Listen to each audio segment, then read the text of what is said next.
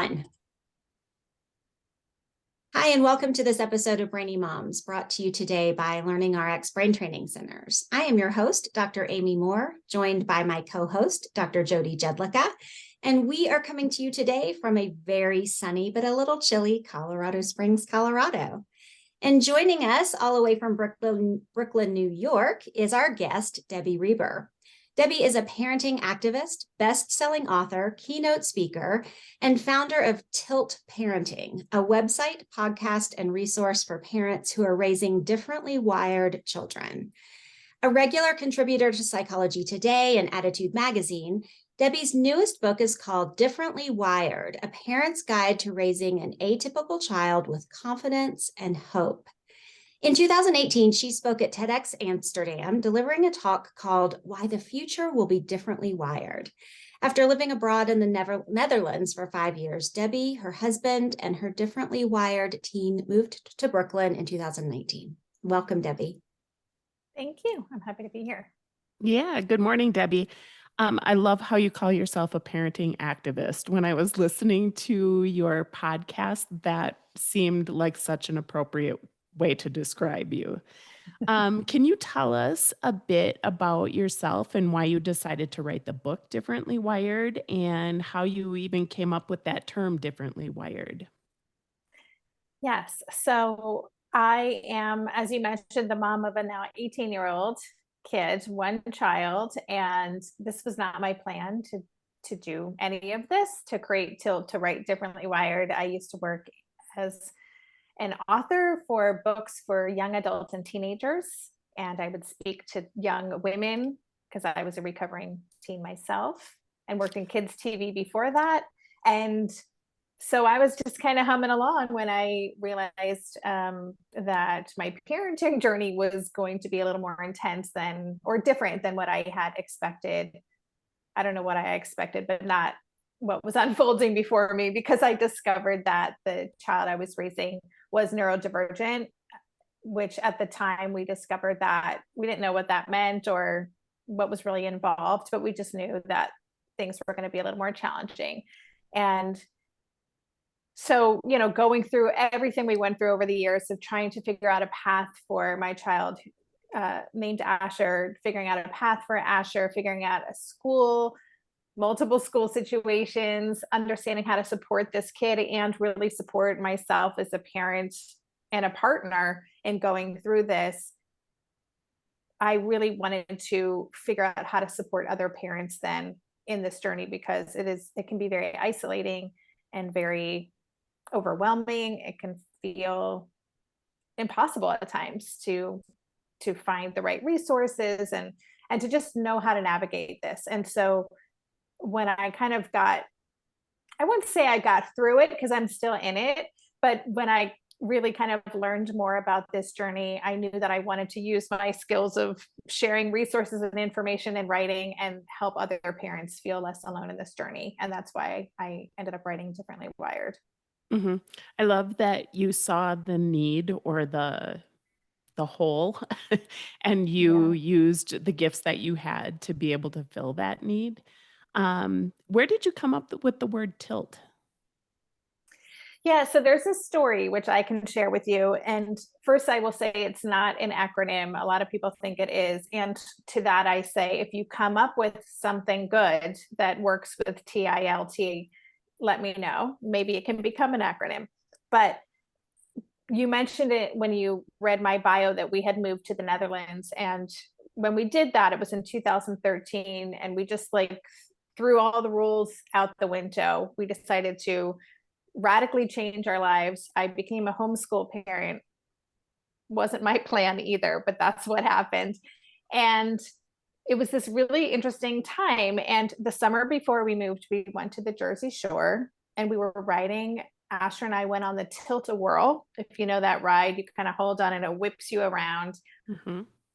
Unexpectedly. You never know when the next one's going to come. And so my husband took a picture of Asher and I on the Tilt-A-Whirl and caught us kind of mid whip. And we have these big smiles on our faces and our hair is blowing back and we're just holding on for dear life, but we're excited, but nervous. And it really captured to me the big changes we were making in our world.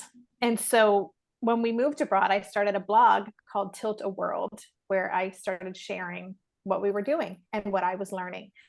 And so then a few years later, when I started realizing I wanted to create a community and a resource for parents, I had pages of brainstorms for names of this, and I would run them by Asher, and Asher would say no to most of them because it was like, well, that has a negative connotation and this sounds like this, and this is, and a friend said, what about that word tilt? It really captures so much about what you're trying to do, which is reframe things, tilt the conversation. We all need to kind of approach neurodivergence and what's happening with our kids through this different lens. And as soon as she said it, I was like, that's the word. And then Asher approved. So I moved forward with that. Yeah, I think when I saw that you label your chapter in the second half of your book, you label your chapters tilt number 1, tilt number 17, right? And so to me, it just said, hey, paradigm shift, number 1, like new way of thinking, number 2, right? Or new way of doing. I mean, you tilt your parenting perspective and your parenting practices. And you actually, you had a quote in your book that made me cry. You said, people apologize for things they've done wrong, things they regret. My son apologized for who he is. And I have 3 neurodiverse kids, and so completely related to that. And just knowing the struggles that they had in school and with teachers not understanding. And so I love the idea that your response to that is, hey, we have to think about a different way of parenting. Rather than trying to change our child, we need to look at this whole parenting process differently, right? Yeah. Yes. And that was based on a story that I share of my child apologizing and just realizing that he was doing it all the time. And when I realized that was a conditioned response really to what had been happening in school, it did break my heart. And that when I wrote that book, even was now 7 years ago, I'm excited to see that I feel like the shift is happening.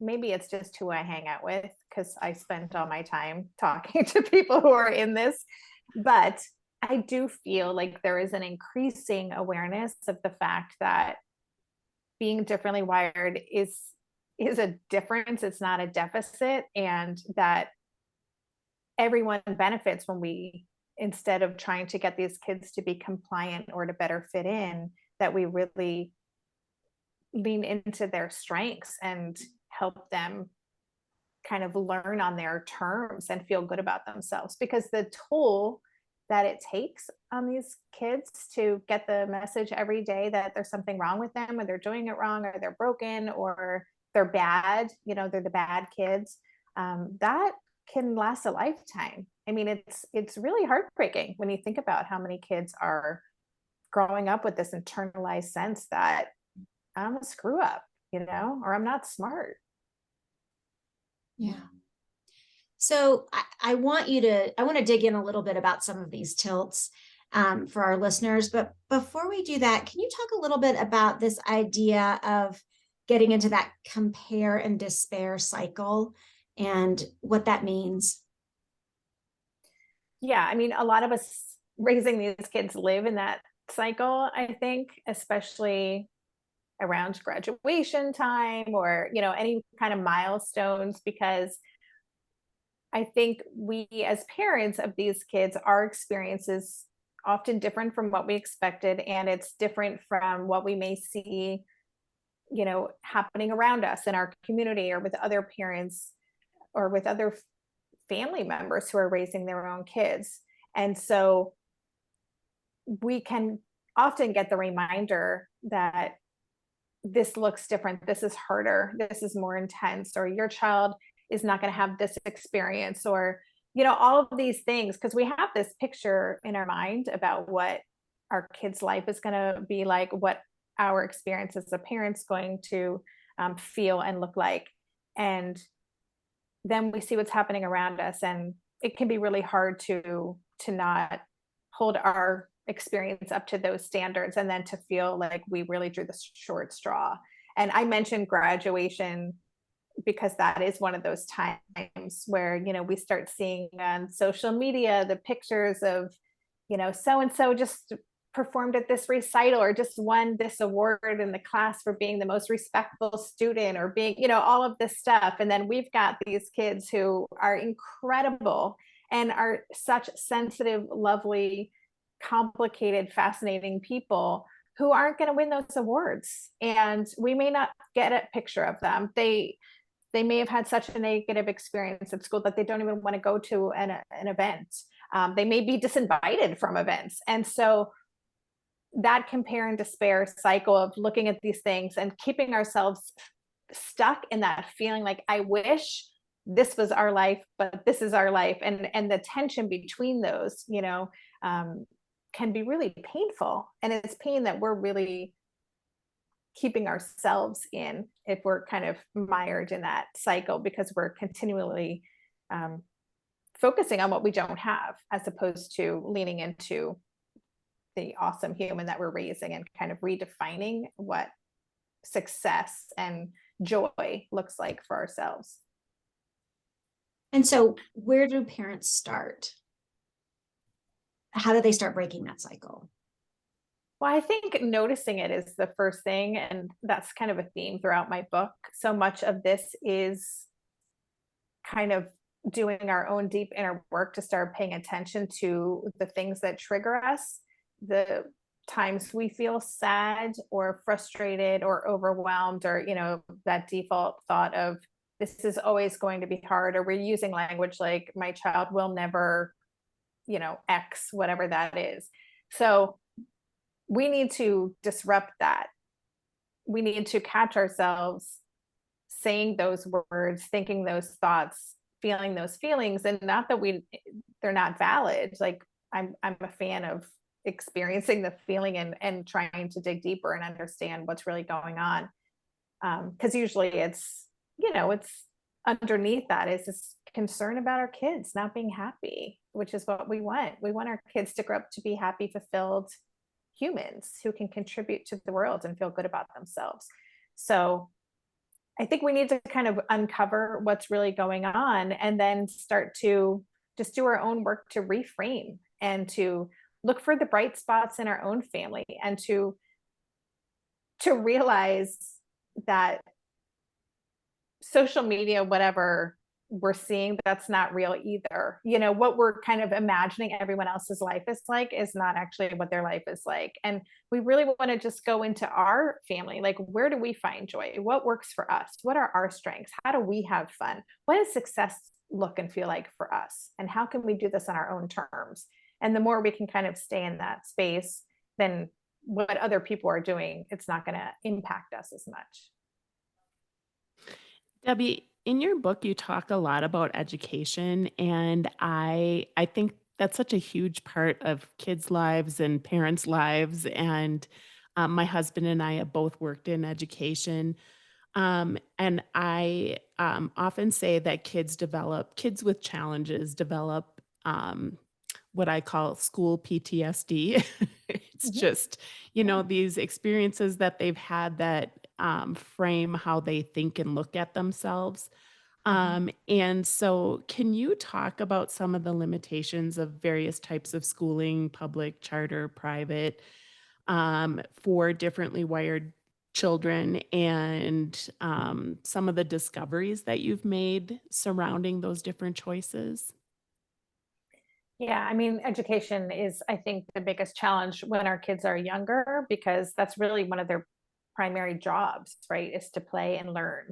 And so often for us, those of us raising these kids, it isn't like, let's go to the neighborhood school and they're good to go for the next 12 years. It doesn't often look that way.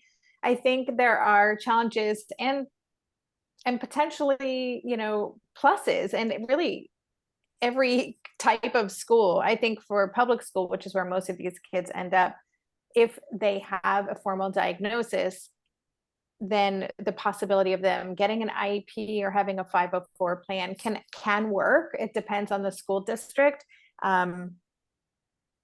I think the challenges of the public school system is the limitations with how mastery and knowledge has to be demonstrated, or there's so many tests that have to be taken and standardized tests, and you have to check all of these boxes, and a lot of these kids learn differently, and they may have a very different way of demonstrating knowledge, and there isn't much wiggle room in a public school system.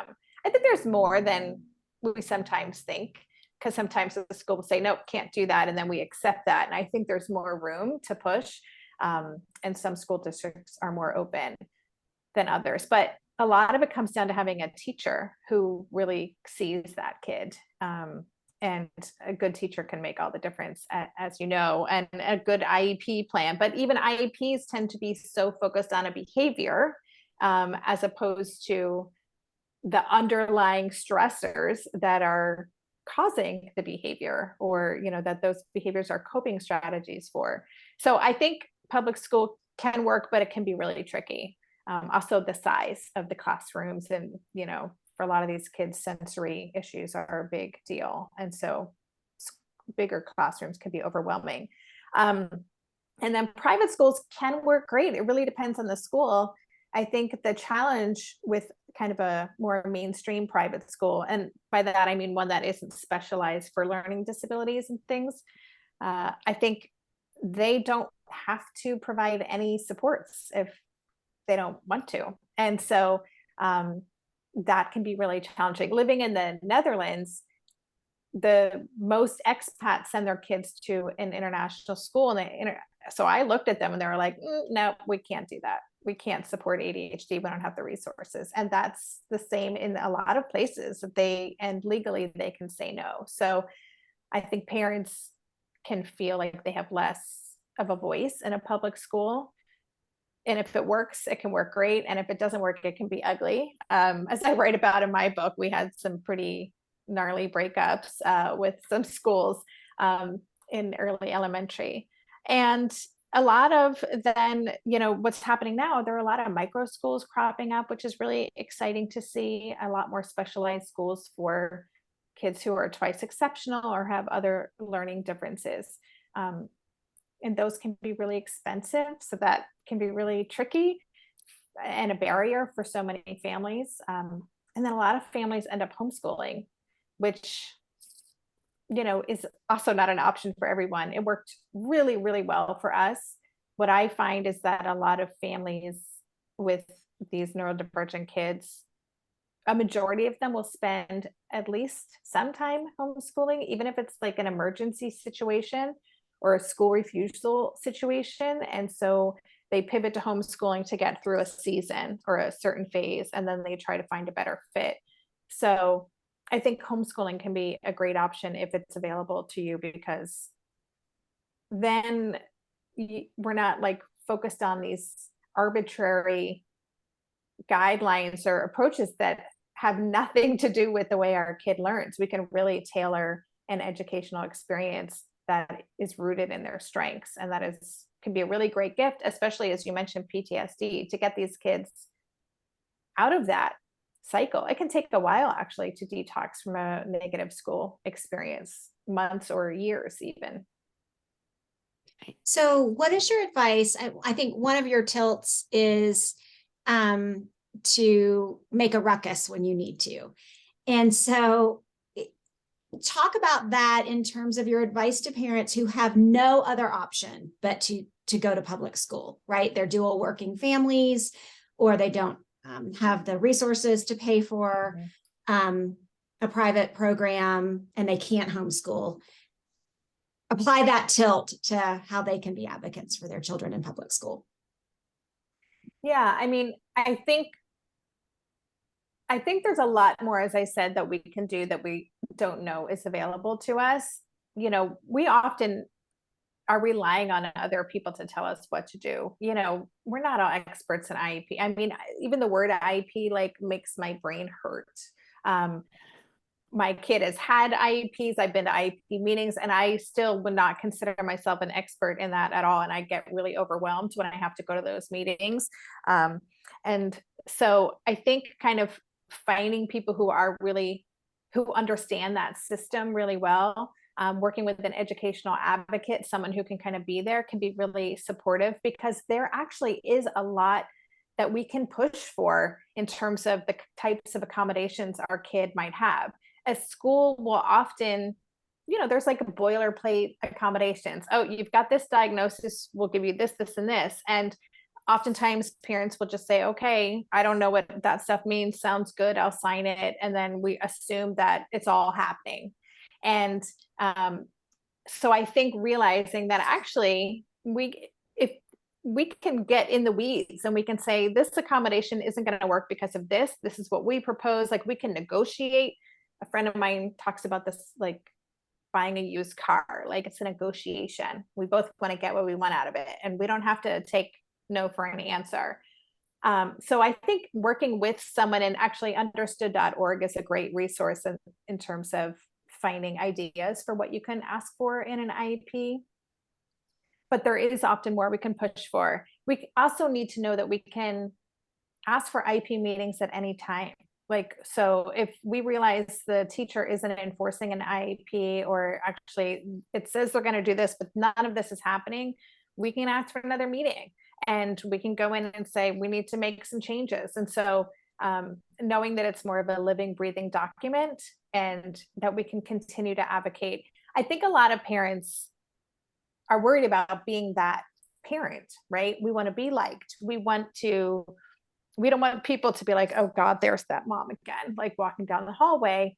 And then we're also getting often phone calls, right? Or emails for early pickup. And we're the ones who get calls from the principal or whatever, because of what happened on the playground. And so we can lose some of our power in that because we feel embarrassed or judged, and we can internalize that. And so I think we want to like kind of reframe that to be a good advocate and know, listen, what matters is this kid's experience. What matters is that my child feels successful in school. I know that's what you want as a school. That's what I want as a parent. And that's what this child deserves. So how are we going to make that happen? And so really working to build an alignment with the educators involved. And then just knowing this is going to be something we're going to keep tweaking together. It's not a once and done kind of thing. Yeah, what I found was when I would negotiate those IEPs and the 504s for my kids, was that the teachers actually appreciated suggestions, right? Because they sometimes feel like, well, we've tried A, B, and C, and it hasn't helped. And so for the parent to come to the table and say, well, this has worked for me at home. What if you tried this, in the classroom? I got less pushback on that than I expected. And then I also found that if I leveraged the relationship with the pediatrician, my child's pediatrician, or whoever diagnosed my, different children, and said, hey, I drafted an accommodations letter. Would you put this on your letterhead, right? Save your pediatrician the work. They're typically more than happy to say, hey, here's our recommendation. And then you kind of have a little bit of, some credibility behind your suggestion too. Yeah, I love that. I mean, you're just getting creative. And I think, again, it requires us, because some of us, maybe a lot of us, are non-confrontational people. And so for us, we're worried that we're going to be perceived as antagonistic. And we also want to trust, or defer to the wisdom of people that we perceive to be more educated about this than we are, but that's not always the case. And so, I love that your child's teacher was open to that. I've had mixed experiences. I've had teachers love that, and I've had teachers been like, I know what I'm doing. Thank you very much. So I think it really depends. Absolutely.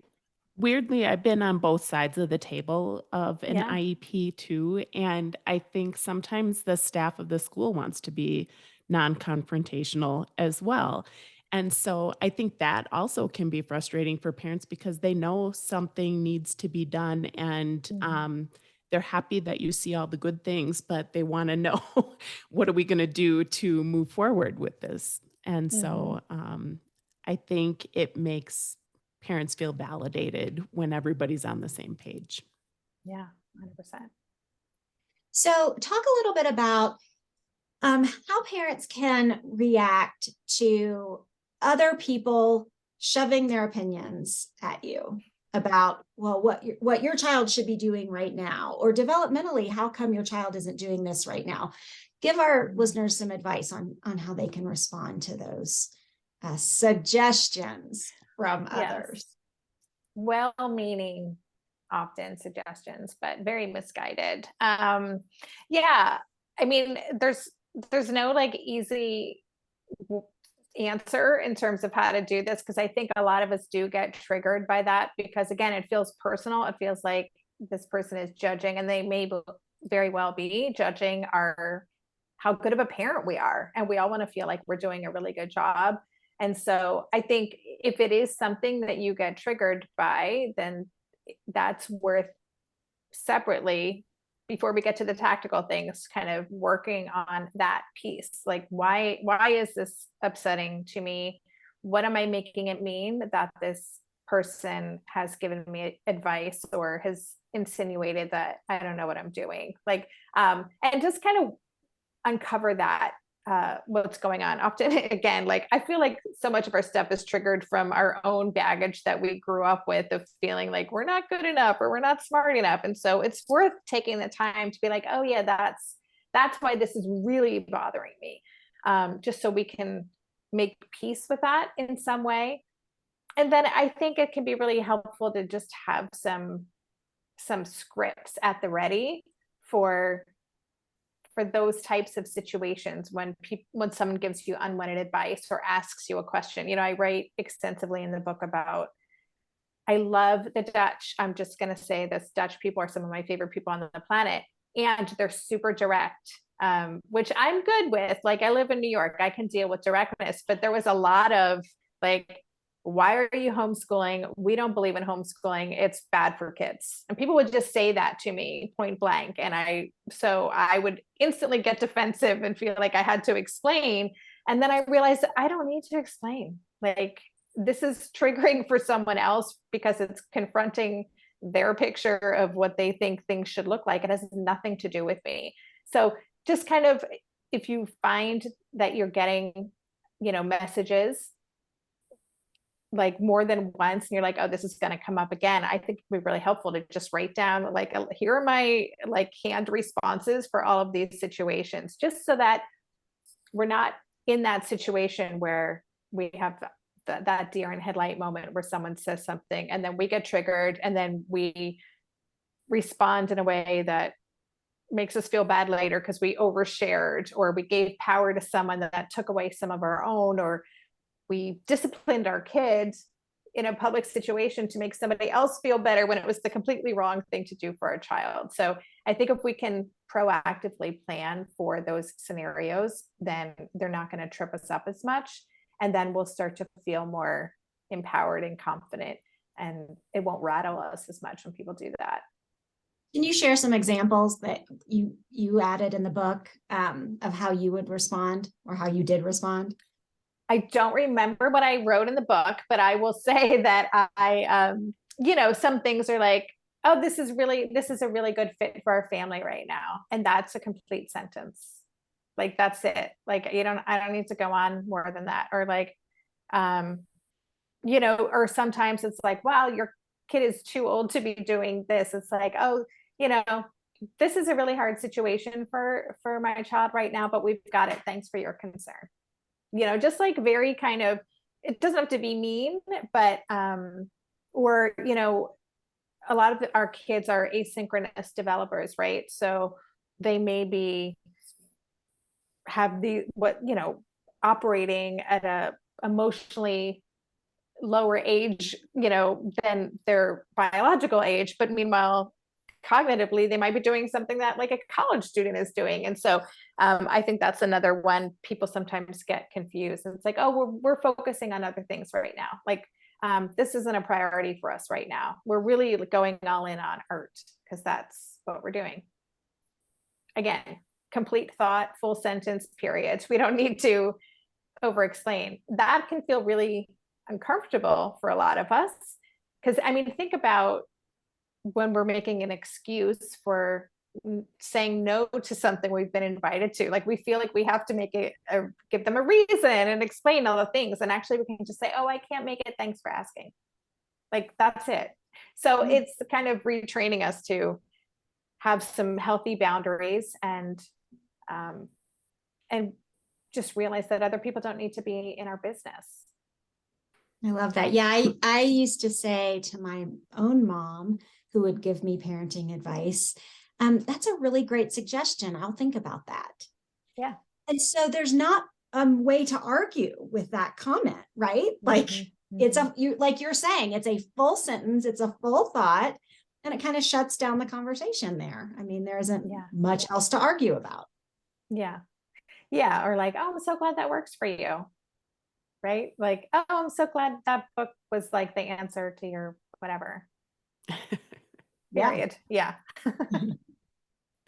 One of the things that you talked a lot about, Debbie, I don't know if it was all in the book or if it was on one of the podcast episodes that I listened to, was how parents can be kind of their child's safe space so that you almost using your own energy to calm them and keep them calm. And I really loved that.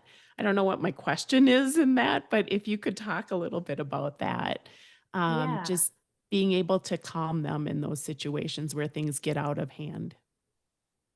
Well, yes, I did write about that in the book. There's a tilt about, our own energy. I don't remember what the chapter is called, but it's this idea that we can use our energy for good or for bad when we're with our kids. And I wrote about a time that I realized in a really profound, like light switch kind of a way, how the way that I responded to an incredibly dysregulated little kid from a place of calm and groundedness, like it ended what was happening immediately. And I was like, oh my gosh, like this is a superpower. Like all I have to do is stay like this for the rest of my life and we're good to go. Like no more regressions, no more meltdowns.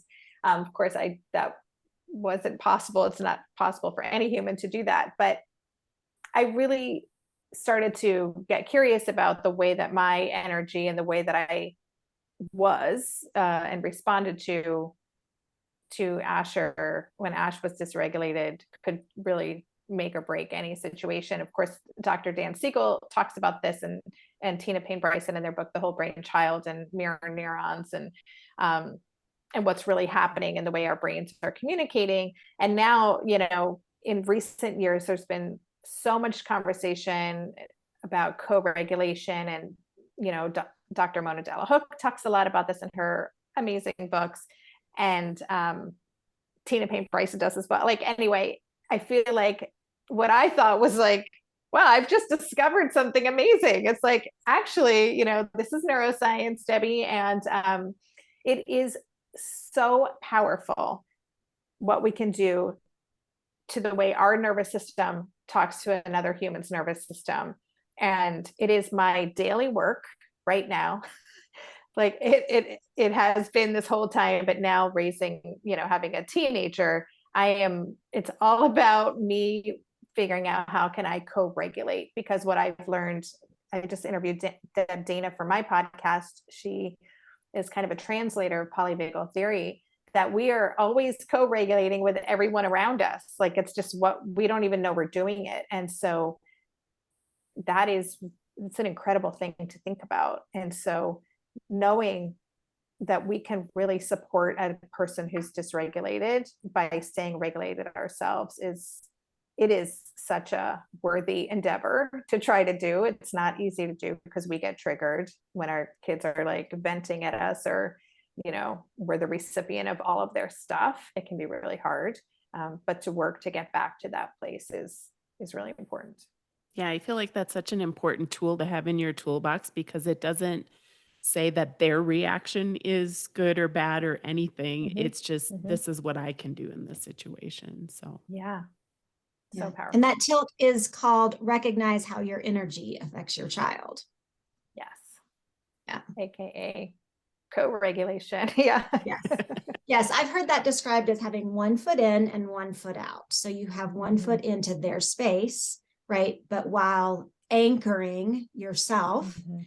with your emotions in your Mhm. space, Yeah. so that you're not fully in theirs, right? Because then their energy is Yes. going to impact you and trigger you, like you're saying. Yes. And so, Yeah. yeah. Yeah. I use the metaphor always of like, I'm really good at jumping in the pool with my kid. And so I'm really trying to stay on the deck and not go into the pool, but I'm there in case I need to throw a ring. Or as someone else just shared this metaphor with me of like your kid can be up in a tree like waving their arms and having a freak out, and you're just stay on the ground, like you're there, but you don't want to get up in the tree with your kids. You want to stay solidly on the ground. Yeah. I like those metaphors. You could keep your legs dangling in the water while you sit on the edge of the pool. Yeah, sure. Have Absolutely. a margarita or something. Yeah. Right. now we're talking. All right. So we need to take a break and let Dr. Jody read a word from our sponsor. And when we come back, Debbie, we want you to tell us a little bit about your podcast and your club and how listeners can engage with you when we come back. Are you concerned about your child's reading or spelling performance? Are you worried about your child's reading curriculum isn't enough? Well, most learning struggles aren't the results of poor curriculum or instruction. They're typically caused by having cognitive skills that need to be strengthened.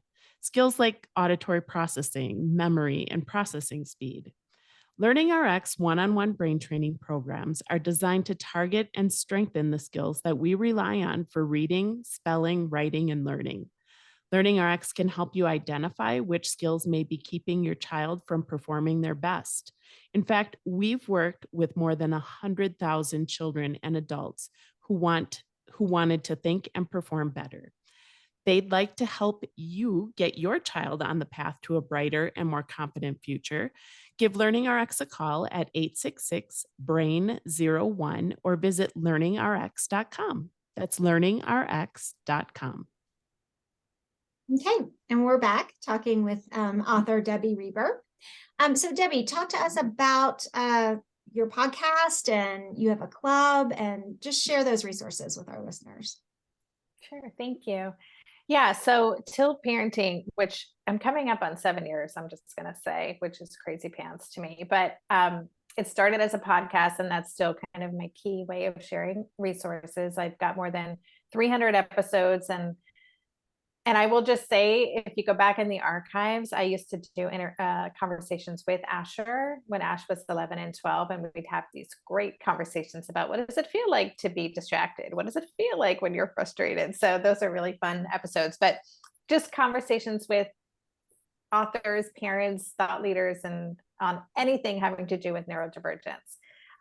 So I love my little podcast, and it's also Tilt has kind of evolved into a community. So we have a pretty active Facebook group called Tilt Together, and that I started 3 years ago, the Differently Wired Club, which is my way to kind of get in the weeds with parents. And we have a lot of office hour calls. We read a book together every month and have the author come in and talk with us, and it's just a really supportive community of parents who are in it and who get it. And again, including me, I always create what I need, and I still need the club. So I love the Differently Wired Club. And then I just want to share for listeners too, I have some really good free resources on there. I have something called the Differently Wired 7-Day Challenge, which every day is a little video that includes a tilt, a reframes that you can just play with. It's a little tweak that you can make in your life to see how you might be able to shift things in a way that feels better for you and your family. I have a new series I just put up that's also free. It's called 10 Things You Need to Know About Raising a Differently Wired Kid. And it's basically, if I could go back and tell myself, here's what you need to know. These are those things. And sometimes I wish I could have a do-over, but that's not going to happen. And then I have a roadmap for parenting a differently wired kid as well, which is an interactive PDF with a ton of resources for how to kind of move through this journey. It's not a linear journey, as you guys know, but there are kind of different phases that we find ourselves in repeat as we go through this parenting. So all of those are also at tiltparenting.com. Fantastic. So listeners, Debbie's book, like I had mentioned in the very beginning, has 18 different chapters that talk about suggestions for reframing how you parent, from connecting with others to being on the same page with your spouse, to ensuring that you take time for self-care, to being an advocate for your child, and those interactions and how we interact with our child. Just full of great tips and exercises that I wish I had read 20 years ago when I started parenting diverse kids. So we do encourage you to take a look at her book and her resources. Debbie, is there anything that you haven't gotten to say to our listeners that you would like to leave us with today? Yeah, I've got a few things actually. No, I will say one is that I always like to just remind people that our kids are not broken. And I think, especially if you're newer to this journey of realizing that this path is a different path than I expected, or, oh no, we've just found this out, this is happening and we've got to do, we kind of get into panic mode, and just kind of take a pause and take a breath and say, you know what? This is okay. Like, we don't need to fix anybody here. We need to figure out how to support this human on their unique journey. And we're all unique. And so I'm kind of leaning into that and getting out of that kind of panic fix it mode would be important. And I don't remember the other thing I was going to say, but it was going to be good, but we'll just stick with the, get out of fix it mode. I think the community that you offer on so many different levels for people is just unbelievably valuable. So I know of at least a couple who are going to get an email from me saying, you really need to listen to this. It's awesome. So oh, that's awesome. Thank you. Yeah. I did think of what I wanted to say. Do you want me to say it? Absolutely. Before it leaves my brain again. I just want to say that one of the tilts in there is about respecting your child's unique timeline.